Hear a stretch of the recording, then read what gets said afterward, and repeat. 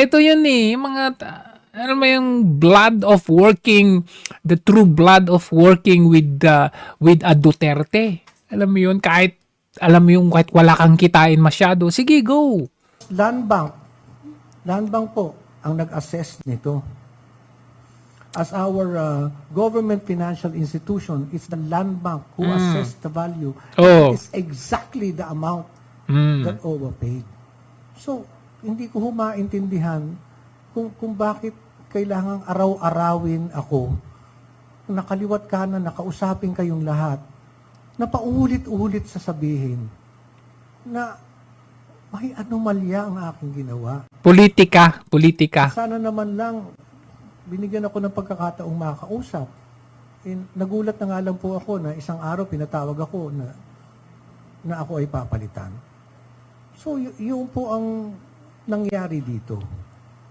Hindi ko po ito itinago sa ito pong ganitong kagandang transaksyon. Bakit namin itatago ito? Kaya nga eh. Itong transaksyon na to, o itong proyektong ito, gusto mong ibigay sa OFWs. Bakit po itatago ito? You're very, very transparent each step of what we have been doing. Again, may I emphasize, it started in the Senate. It's on record. And magkakatabi po kami noon. Nandun ang aming bagong administrator, Kakdak. T.Y. Kaunan, former... Yan si Kaunan, mukhang traitor yan ah. Mukhang siya yung nagchuchu niyan ah. Secretary Tonet Aliones, and OIC Yusek Hans Kakdak was there. At we had all the chances na sabihin lahat itong nagiging alingas-ngas ngayon. So, ipagpauman ninyo, katulad na binanggit ko kanina, hindi po ako nakapagsalita kaagad. Simply because I was shocked. Siyempre, na-shock ka. Because when we parted ways, napakaayos naman. So nagulat na lang po talaga ako na gano'n ang nangyari. As I hope all the questions you have in mind ay nasasagot na ng aking narrative ngayon. Because alam ko naman po yung mga nasa isip niyo. Kaya minabuti na namin na on this day, ito na po, ito po yung kwento. Ito po ang kwento ng nangyari dyan. Baka sabihin nila yung earrings mo, diamante ah. Alam mo naman sila. One more thing, there's an issue na ito daw binili namin na hindi raw pwedeng tayuan. Sapagkat napakalapit sa... Meron ho kaming permit sa CAAP. Meron permit sa CAAP. Taxes, hindi po kami ang nagbabayad ng taxes nito. Kaya Hindi ho kami. So, lahat ng mga kwento tungkol dyan, I am totally shocked. kahit ako, alam mo, tanga na lang, bobo ang maniniwala. Napaka-imposible. Na isang Arnel Ignacio lamang ang magkakaroon ng secret deal na ganito. All the accusations. Biruin mo yung position mo, administrator, tapos yung dating nung inaakusa sa'yo ay isang action ng hindi administrator, kundi yung pinakataas. But again, I would like to emphasize. Nung dinala po namin to Ay, dyan ba si Van at Bye, boss? Bye! board at kami po ay binusisi. We were scrutinized.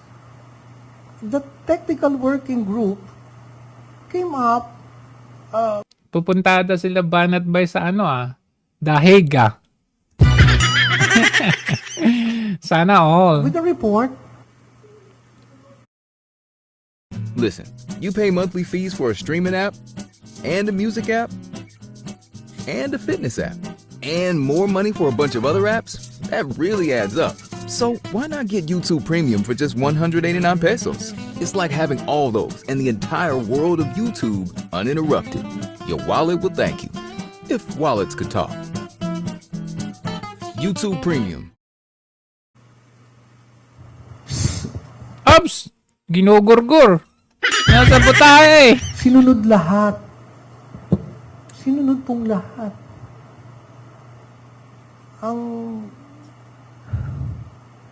Kaya hindi ko maintindihan bakit itinawag na ganon.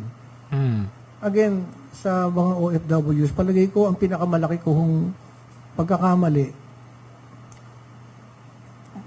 Ayun nga, yun nga yung itanong eh. Ayan. Ano ang reason bakit kaya siya tinanggal? Nung minsan po kami ang binilin po kasi sa akin lagi ay alagaan kayo. At nung po ako ay nasa show business, hindi po maramot ang pagkakataon na kami ay itrato laging VIP.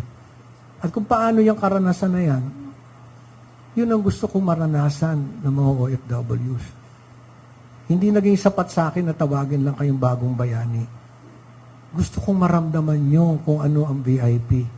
Kaya, araw-araw po akong nagtatrabaho para maramdaman nyo po yun. Hindi ko kayo pinagtaksilan, hindi ko kayo tinalikuran. Ito lang ay ginawa ko. Gusto kong isakabuhay ninyo kung ano ang tunay na pagmamahal sa OFW. Sana meron na kayo nito eh. Sana meron na kayo nito. Sa aking puso kasi mas mahalaga kung ano yung mapaparanas namin sa inyo, hindi yung napapanood nyo kaming ganito. So sa lahat ng OFWs, namimiss ko yung mga kinukulit-kulit nyo ako rito para humingi ng tulong. Kahit madalas, ang kulit, naging buhay ko na yan eh. Ramdam kita. Ramdam ko yung puso mo talaga. Ako man, kahit malungkot, nakakalungkot talaga. Pero ramdam na ramdam ko talaga itong taong ito. Sana lang nabuo namin ito para sa inyo. Thank you very much. Grabe, no?